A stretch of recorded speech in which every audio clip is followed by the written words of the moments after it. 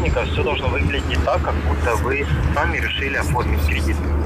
На этом видео работник НТРК Ингушетии Алихан Межоев раскрывает преступника, который представился сотрудником отдела мониторинга Сбербанка.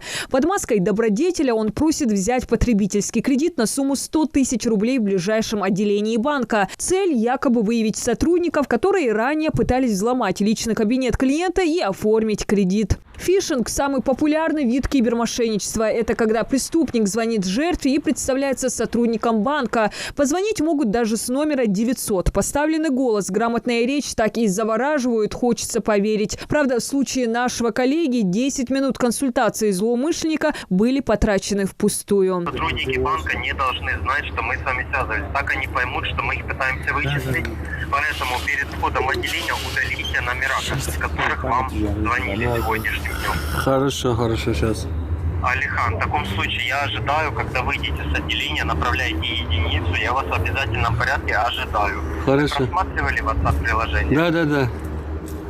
Помните, сумма 100 тысяч, сотрудники не должны знать, что вы сейчас работаете с отделом финмониторинга. Переходить на дистанционку сейчас особенно модно среди мошенников. Преступления в информационно-телекоммуникационном пространстве за последние годы только набирают обороты. Самое частое из них – хищение средств с банковских счетов. Жалобы участились и в Ингушетии. Только за первое полугодие 2021-го в МВД поступило более 100 обращений, когда за весь 2020 их было только около 130.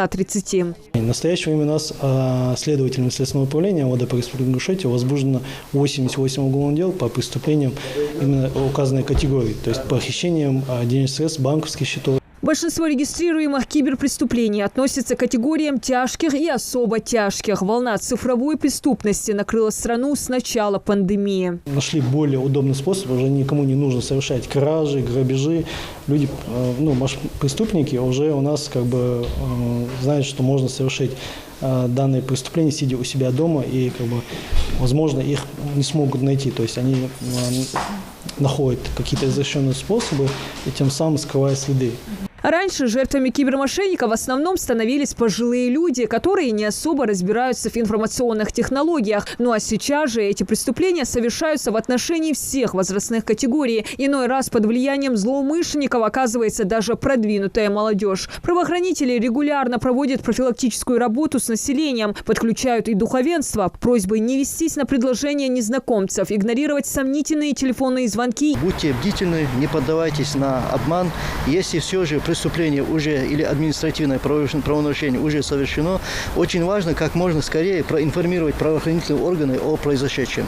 Помните, что чем скорее вы известите полицию о совершенном в отношении вас преступлении, чем более точно и более подробно вы расскажете о случившемся, тем быстрее органы внутренних дел начнут расследование, установят виновных и обеспечат восстановление ваших нарушенных прав.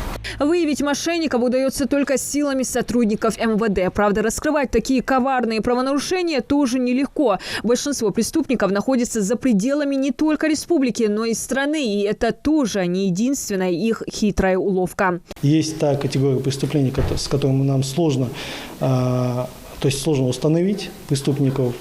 Это связано с тем, что они используют подменные номера телефонов, используют SIP-телефонию, то есть это, получается, они через интернет подменивают любой номер телефона любого гражданина, любой организации, звонят и обманывают людей.